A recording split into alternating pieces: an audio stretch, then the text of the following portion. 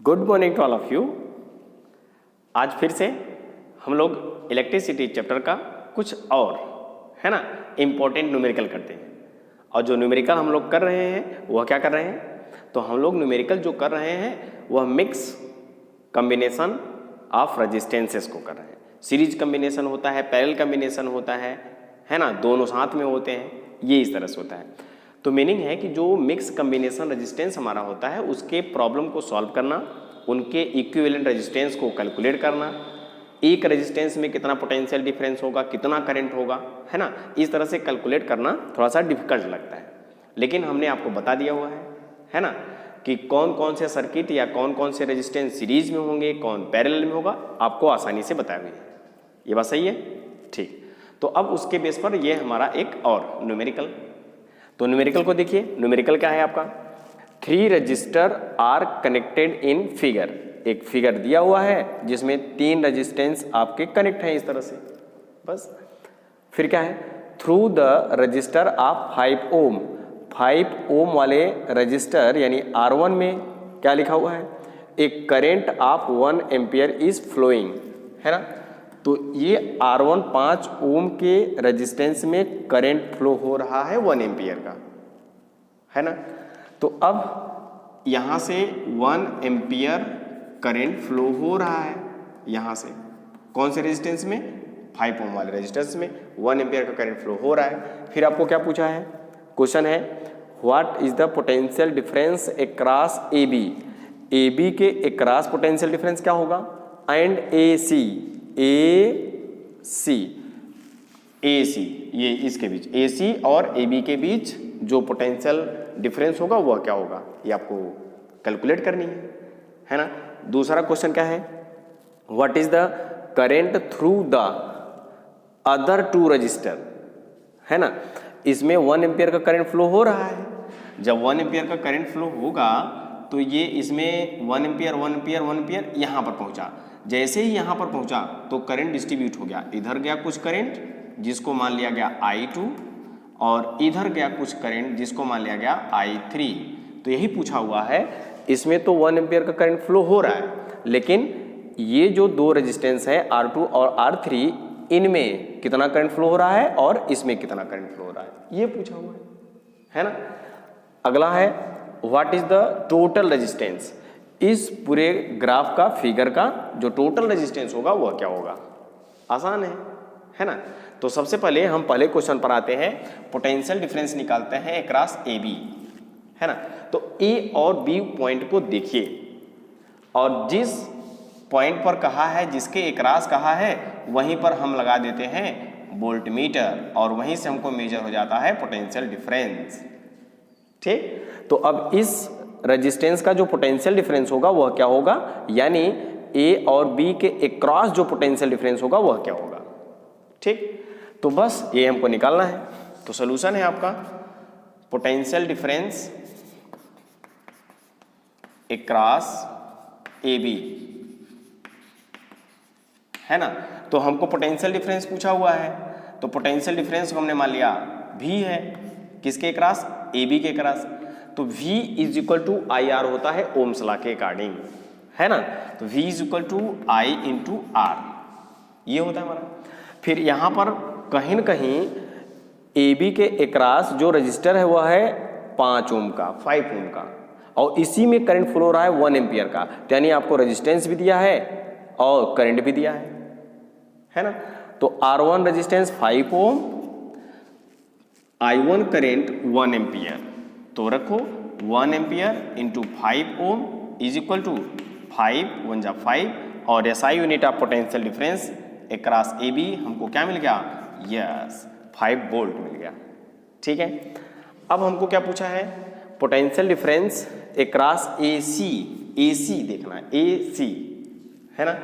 तो अब ये हमको निकालना है, यहाँ पे ये पोटेंशियल डिफरेंस यानी वोल्ट मीटर लगाएंगे और इसको मेजर करेंगे, यानी A और C के बीच में इक्विवेलेंट रेजिस्टेंस क्या होगा, है ना, उसको हमको थर्ड क्वेश्चन में निकालना है। फिर उसके बाद पूछा है कि A और C के अक्रॉस क्या होगा, ये हमको निकालना है।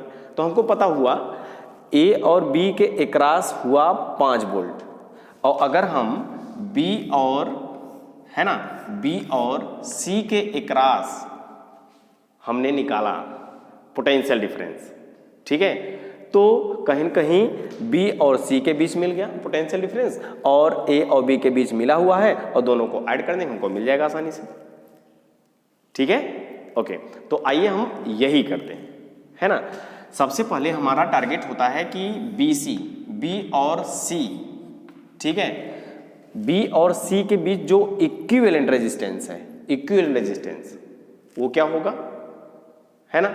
और फिर उसके बाद हमने देखा कि कहीं न कहीं I1 करंट यहां पर जा रहा है, I1 जा रहा है, यहां पर पहुंचने के बाद ये रहा I2, ये रहा I3, ठीक। तो अगर हम R2 और R3 को देखें तो ये कैसे कॉम्बिनेशन में है, तो आंसर है यस, पैरेलल कॉम्बिनेशन में है। तो हम B और C के अक्रॉस रेजिस्टेंस अगर निकालेंगे तो R2 और R3 हमारे कैसे हैं, पैरेलल में है ना, तो हमको रेजिस्टेंस मिल जाएगा, ठीक है। तो चलिए शुरू करते हैं, निकालते हैं रेजिस्टेंस, ठीक है। तो निकालिए, तो B और C के अक्रॉस, है ना, BC के अक्रॉस रेजिस्टेंस जिसे हम RP बोल लें, है ना, RP किसके अक्रॉस, तो आंसर है B और C के अक्रॉस, ठीक है। तो क्या होगा, दो रेजिस्टेंस है R2 और R3, दोनों पैरेलल में है, तो पैरेलल का एक शॉर्ट ट्रिक, पैरेलल का एक शॉर्ट किया है ना, R2 इंटू R3 अपान R2 प्लस R3, यही तो है, यस। तो हमको इक्विवेलेंट रेजिस्टेंस मिलेगा B और C के अक्रॉस, ठीक है। जोड़िए, देखिए, तो अब क्या होता है, R2 की वैल्यू क्या है बताइए, R2 का वैल्यू 10 इंटू 15 अपान 10 प्लस 15 25, ठीक है। तो यहाँ से मिलेगा 150 डिवाइड बाई 25, कितना मिल जाएगा 6, ठीक है। तो 6 इक्विवेलेंट रेजिस्टेंस मिला। अब यहाँ से हम फिगर बना सकते हैं, तो फिगर हमको क्या मिला, यहाँ से मिला आपको, ये रहा R1, ठीक, ये रहा A पॉइंट, ये रहा B पॉइंट। अब R2 और R3 को हमने ऐड किया तो एक इक्विवेलेंट रेजिस्टेंस मिल गया और ये रहा आपका C, और इक्विवेलेंट रेजिस्टेंस हमको यही मिला, कितने ओम का, आंसर है 6 ओम का, ये रहा 6 ओम, ठीक है। और ये कितने का है, आंसर है 5 ओम का, ये मिला। अब 5 ओम और 6 ओम यानी इन दोनों का इक्विवेलेंट अब किस में हो गया, सीरीज में हो गया। ये देखो यहाँ से, है ना, ऐसे, तो यहाँ पे current I1 is equal to 1 ampere flow हो रहा है कि नहीं, 1 एम्पियर करंट फ्लो हो रहा है, ठीक है। अब देखो, अब अगर 1 एम्पियर करंट फ्लो इसमें हो रहा है 5 ओम में, तो B पर जाएगा। अब इन दोनों का इक्विवेलेंट हो गया है 6 ओम, है ना। फिर अब इसमें कितना जाएगा करंट, आंसर है 1 एम्पियर ही करंट फ्लो होगा। यानी B और C के अक्रॉस अगर अब हम पोटेंशियल डिफरेंस निकालना चाहें, ठीक है, तो क्या मिलेगा, तो आंसर है इसमें करंट गया 1 एम्पियर और रेजिस्टेंस है 6 ओम, तो V इज इक्वल टू आपका I इंटू R, यानी 1 इंटू 6 इक्वल टू 6 और SI unit of potential difference V volt. यानी BC के अक्रॉस जो पोटेंशियल डिफरेंस मिला हमको वो क्या मिला, 6 वोल्ट, ठीक है। अब B और C के अक्रॉस हमको मिला 6 वोल्ट, तो यहां पर हमने 6 वोल्ट लगाया, ये रहा B और C के अक्रॉस। अब B और C के बीच में ध्यान दीजिएगा, है ना, B और C के बीच में हमने जितने भी रेजिस्टेंस अब हम लगाएंगे, जितने भी रेजिस्टेंस पैरेलल में लगाएंगे, तो हर एक में जो पोटेंशियल डिफरेंस होगा वह कैसा होगा, सेम होगा। तो मीनिंग है पैरेलल कॉम्बिनेशन में जो भी हम इंस्ट्रूमेंट यूज करेंगे उसमें जो पोटेंशियल डिफरेंस होगा, जो सोर्स का होगा वही होगा। तो 6 वोल्ट इसमें, 6 वोल्ट इसमें, सब में होगा, है ना, समझ रहे हैं ना, क्योंकि B और C के अक्रॉस हमने पोटेंशियल डिफरेंस निकाला हुआ है। अब 6 वोल्ट इसमें भी होगा, 6 वोल्ट इसमें भी होगा, इसके पैरेलल अगर कोई रेजिस्टेंस और लगा हुआ उसमें भी होगा 6, बात समझ में आ रहा है ना, ठीक है। तो अब ये हुआ हमारा 6 ओम। अब BC के अक्रॉस यानी पोटेंशियल डिफरेंस अक्रॉस BC क्या मिला हमको, 6 वोल्ट, ये लिख लो यहाँ पे BC, ठीक है। और ये किसके अक्रॉस था, ये पोटेंशियल डिफरेंस आपका किसके क्रॉस था? AB के क्रॉस। तो पोटेंशियल डिफरेंस AB के क्रॉस 5 वोल्ट, ठीक है, और BC के क्रॉस 6 वोल्ट, है ना। अब कहा है कि टोटल रेजिस्टेंस, तो यहां से टोटल रेजिस्टेंस मिल जाएगा क्या? यस, ये है 5 ये ओम का, 5 ओम का रेजिस्टेंस, ये है 6 ओम का रेजिस्टेंस। अब ये दोनों कैसे हो गए? सीरीज में हो गए। तो ये दोनों पैरेलल में ये हुआ, अब ये दोनों सीरीज में हो गए, जोड़ हुआ, तो जोड़ो 6 और 5 10 ओम का रेजिस्टेंस। तो जो टोटल रेजिस्टेंस है, टोटल रेजिस्टेंस यानी सी का answer, total resistance is equal to 5 plus 5 ohm plus 6 ohm equal to 11 ohm. ये तीसरे का आंसर है। अब कहा है कि जो करंट बतानी है, I2 की करंट बतानी है हमको, I3 की बतानी है, ठीक। तो अब I2 निकालो ओम्स लॉ के अकॉर्डिंग, है ना, ओम्स लॉ के अकॉर्डिंग। अब देखो ये जो 10 ओम का रेजिस्टेंस है, इसमें कितना पोटेंशियल डिफरेंस? 6 का, और इसमें कितना? 6 का। तो I2 इक्वल टू V, यानी I2 इसका फॉर्मूला ओम्स लॉ के अकॉर्डिंग अगर I लोगे तो V अपन R होगा ना, तो V बाई R। तो V क्या है? 6 वोल्ट, R क्या है? 10, ठीक है। तो 6 बाई 10 इक्वल टू 0.6। अब करंट है तो एम्पियर हो जाएगा। और तीसरा इसी तरीके से I3 is equal to V upon R होता है। तो V कितना होगा? यही होगा, 6 ही होगा, V 6 ही होगा, और R क्या है? 15, तो कितना होगा? 0.4, ठीक है, एम्पियर। तो ये हमारा हुआ। तो I2 में 0.6, I3 0.4, दोनों को जोड़ोगे 6 और 4 10 आया। तो ये जो 1 एम्पियर का करंट था, 10 मतलब 0.10, यानी ये हुआ ना 0.6 4 10 यानी 1 आया। तो ये जो 1 एम्पियर का करंट था, यही तो डिस्ट्रीब्यूट हुआ था यहाँ पे। यस, तो ये आपका आंसर है ना, समझ में आ रहा है ना? Answer yes. ऐसे ही न्यूमेरिकल होते हैं आसानी से, ठीक है, ओके। तो अब हम लोग अगले न्यूमेरिकल पर आते हैं।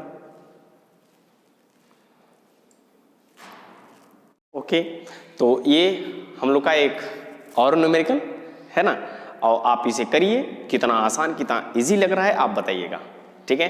तो आइए मैं भी साथ साथ आपके करता हूँ ये न्यूमेरिकल, किस तरह से कितना इजी कितना आसान है ना। तो क्वेश्चन को पढ़िए और आसानी से करिए। A 24 volt battery is connected to the arrangement of resistance shown in figure। ये फिगर दिया हुआ है, इसमें 24 की बैटरी है ना, सर्किट में इस तरह से जुड़ी हुई है, इनका अरेंजमेंट है ये, है ना, ये है हमारा। फिर आपको करना है क्या? कैलकुलेट। क्या कैलकुलेट करना है? The total effective resistance of the circuit. इस सर्किट का पूरा यानी टोटल इफेक्टिव रेजिस्टेंस निकालना है, टोटल रेजिस्टेंस निकालना है, ये पूछा है। दूसरा, the total current in the circuit. इस सर्किट में टोटल करंट कितना फ्लो होगा, यानी आई आपको बतानी है, आई आपको बतानी है, ठीक, ठीक है। तो ये हम लोग का न्यूमेरिकल बहुत ईजी, बहुत आसान है, हलवा है ना। आइए देखते हैं कितना हलवा है। तो सबसे पहले हमने की को किया क्लोज, तो करंट फ्लो होना शुरू होगा। तो करंट फ्लो शुरू हुआ पॉजिटिव टू नेगेटिव, यानी करंट फ्लो शुरू हुआ ऐसे ऐसे ऐसे ऐसे, यहाँ पर पहुँचा। जैसे यहाँ पर करंट हमारा पहुँचा, कुछ करंट मान लीजिए यहाँ से फ्लो हुआ बैटरी से, तो यहाँ पर पहुँचा। तो जब करंट यहाँ पर पहुँचा तो डिस्ट्रीब्यूट हो गया, करंट डिस्ट्रीब्यूट हो गया। और हमने आपको बताया है करंट जहाँ पर डिस्ट्रीब्यूट है ना, तुरंत हम समझ जाते हैं वहाँ पर कहीं न कहीं पैरेलल कॉम्बिनेशन है, ठीक। और अगर एक ही करंट सभी रेजिस्टेंस में जा रहा है, तो हम उसको मानेंगे सीरीज कॉम्बिनेशन। तो करंट डिस्ट्रीब्यूट पैरेलल, और करंट सेम है ना, तो सीरीज। तो यहां से आई करंट यहां पर पहुंचा, तो कुछ करंट इधर गया, ध्यान रखिएगा, कुछ करंट इधर गया, ठीक है, और कुछ करंट आपका इधर आया, इधर आया। तो जो कुछ करंट इसमें जा रहा है, कुछ करंट जो इधर गया, वही करंट 5 में गया, वही करंट 20 में गया, फिर आके यहां पर पहुंचा, है ना। तो जब करंट कुछ इधर बटा, कुछ डिवाइड इधर हुआ करंट, तो वही करंट इसमें गया, वही करंट इसमें गया। तो हमने आपको बताया था कि ऐसे रेजिस्टेंस जिसमें करंट सेम हो तो सीरीज में हो जाते हैं, है कि नहीं। तो इसमें कुछ करंट जा रहा है, 5 ओम में वही करंट जा रहा है, 20 ओम में वही करंट जा रहा है, यानी ये दोनों कैसे हैं, सीरीज में। अब ये जो दूसरा वाला करंट डिस्ट्रीब्यूट हुआ था वही करंट 15 ओम में, वही करंट 10 ओम में, तो ये भी दोनों कैसे हो जाएंगे, यस, सीरीज में। ठीक है, तो हम पहले इसको जोड़ लेते हैं, ये सीरीज में हो जाता है, ये सीरीज में हो जाता है।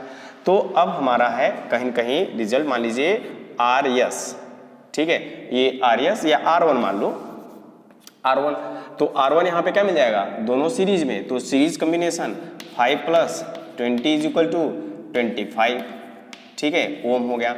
इनको दोनों को जोड़ने पर, और इन दोनों को जोड़ने पर भी क्या मिल जाएगा, 15 + 10, यानी दूसरा R2 = 15 + 10 = 25 ओम हो गया, ये भी हो गया आपका, है ना। तो जब इनको जोड़ा, इन दोनों को जोड़ने से एक इक्विवेलेंट रेजिस्टेंस मिला, तो आंसर है ये आपका एक इक्विवेलेंट रेजिस्टेंस हुआ।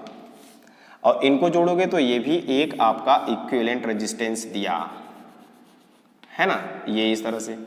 तो अब यहां से इसको 24 से जोड़ दिया, ये रहा 24, ठीक है, ये की आपका, और फिर यहां से जोड़ दिया, तो ये 25 का, और ये भी 25 का, और ये 24 का, ठीक है। अब ये भी क्लोज करो तो करंट यहाँ पे फ्लो होगा। अब जैसे ही करंट आई, यानी करंट सर्किट में आई फ्लो हुआ, यही टोटल करंट है।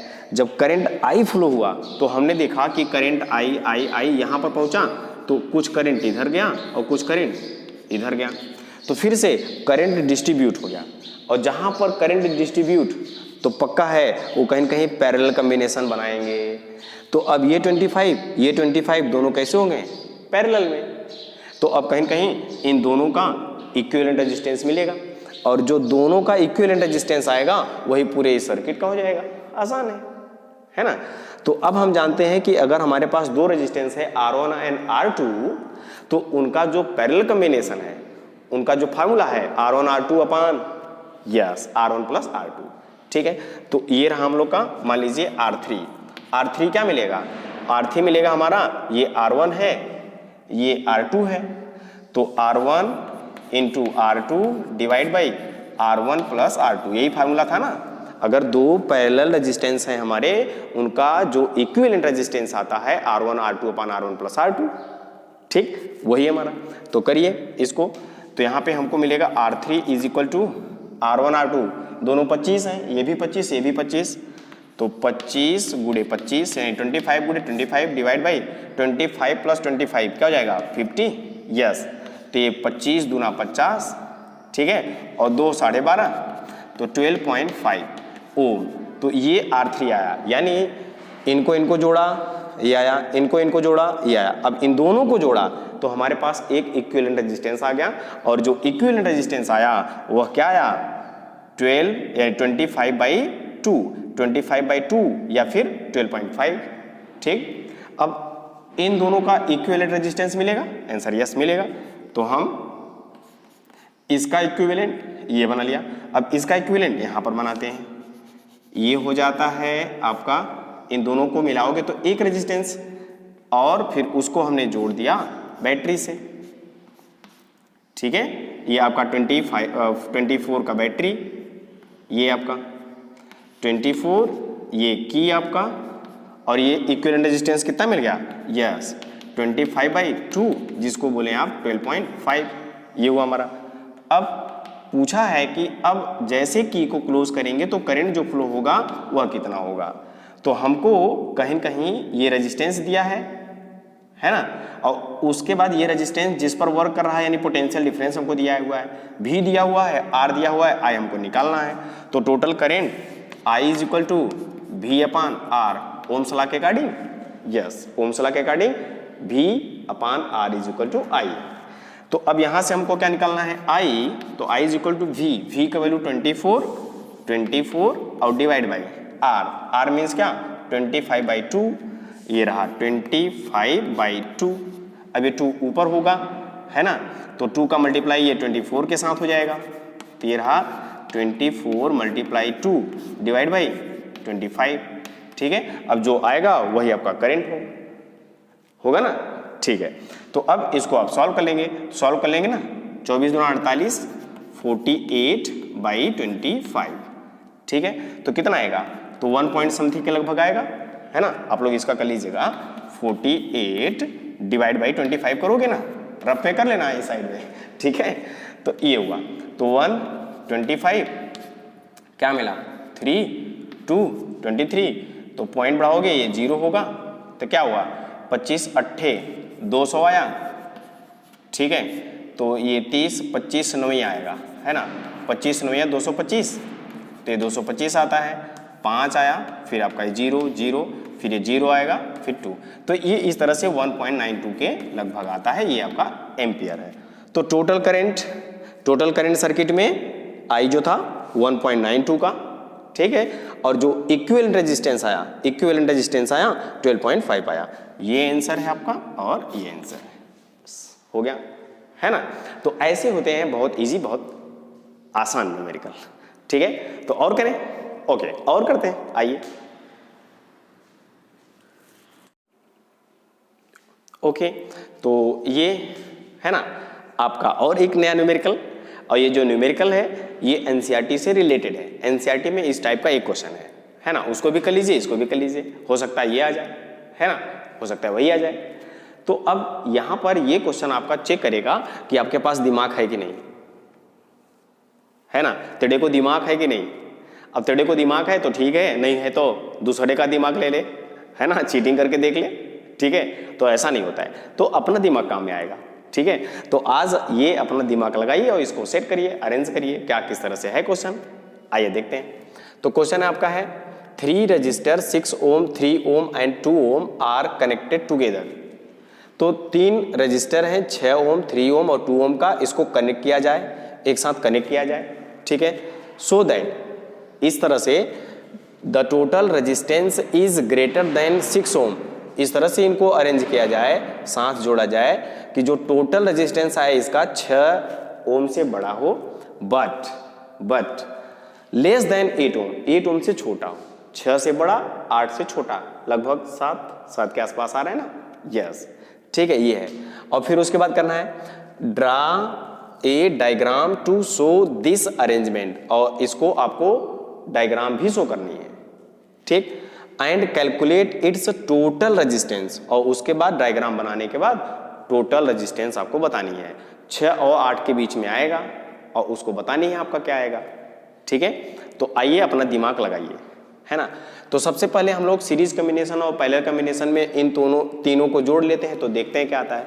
अगर इन तीनों को सीरीज में जोड़ोगे तो 6 + 3 + 2 बराबर क्या आ गया, 11, तो 11 ओम आया, 6 से बड़ा है, ग्रेटर देन 6, सही है, बट लेस देन 8 होना चाहिए, तो लेस देन 8 नहीं है, ग्रेटर देन 8 है, तो ये गलत है, ठीक। और हम जानते हैं अगर इन तीनों को पैरेलल में जोड़ा जाए तो पैरेलल में हम लोग जानते हैं पैरेलल में जितने रेजिस्टेंस होते हैं उनमें से जो सबसे छोटा है, अगर उनका पैरेलल कॉम्बिनेशन करते हैं तो सबसे छोटे से भी छोटा आंसर आएगा। तो इन तीनों में सबसे छोटा 2 है, अगर इनको पैरेलल में जोड़ेंगे तो 2 से भी छोटा आएगा, और जब 2 से छोटा आ गया तो ग्रेटर देन 6 हुआ क्या, नहीं, छोटा है, लेस देन 8 तो लेस देन आ जाएगा, ठीक है। अगर इन तीनों को 1.6 + 1.3 + 1.2 ऐड करोगे तो ये जो भी आएगा वह 2 से भी छोटा आएगा, ठीक है, 2 से भी कैसा आएगा, छोटा ही आएगा, ठीक है। तो अब जो 2 से छोटा आएगा तो किस तरह से आएगा, इसको आप देख सकते हैं, है ना, 2 से छोटा आएगा। अब 2 से छोटा आएगा तो क्या हमारा ये रिजल्ट सही है क्या, नहीं, ये नहीं है। फिर से अब हम अरेंज करते हैं, तो अब हम दूसरा लगाते हैं, 2 का पेयर लेके 2 को सीरीज में जोड़े, फिर 2 को पैरेलल जोड़े, ऐसा हो जाएगा क्या, ठीक है। आइए चेक करते हैं। तो पहले इन दोनों को पैरेलल में जोड़ते हैं, पैरेलल में, तो इन दोनों को पैरेलल में जोड़ेंगे तो हमको फार्मूला पता है R1 R2 / R1 + R2, तो R1 R2 / R1 + R2 मतलब 9, 6 × 18, 18/9 = 2 आ गया, ठीक है। इनको पैरेलल में जोड़ा तो 2 हो गया। तो अगर इसको सीरीज में जोड़ लें तो 2 2 4 आ जाता है, इसको सीरीज में जोड़ लें तो क्या आ जाता है, 4। तो 4 देख रहे हैं 6 से छोटा है, ये भी अरेंजमेंट हमारा गड़बड़ है, ये भी नहीं हो सकता, है ना। अब आइए चेक करते हैं, अगर इन दोनों को, है ना, पैरेलल में लेके फिर जो रिजल्ट आता है इसके साथ जोड़ें तो क्या हो सकता है क्या, आइए चेक करते हैं। तो इन दोनों को पैरेलल में, तो पैरेलल का formula 3 into 2 divide by 3 to 5, 3 plus 2 5, 6 by 5 equal to 1.2।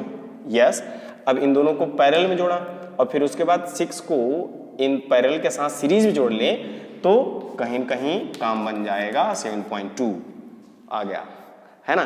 तो अब 7.2 आया, 6 से बड़ा है क्या, आंसर यस। 8 से छोटा है क्या, आंसर यस। यही आपका सीटिंग प्लान है, यही आपका अरेंजमेंट है, ठीक है, यही आपका जुगाड़ है। तो जुगाड़ हो गया बस। तो हमने क्या किया, 3 और 2 को पहले किस में जोड़ा, पैरेलल में, है ना, पैरेलल में जोड़ दिया, ये आपका बी आ गया।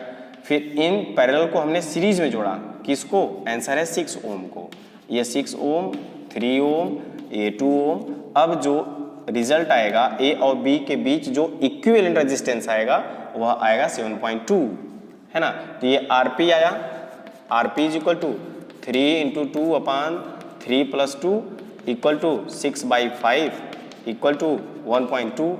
अब फिर इसको सीरीज में जोड़ना है तो टोटल जो रेजिस्टेंस है, total resistance is equal to 1.2, ये पैरेलल था, फिर सीरीज में है 6 के साथ, प्लस 6 इज इक्वल टू 7.2 ओम। यही आपका आंसर है और ये आपका ड्रा फिगर ड्रा है ना।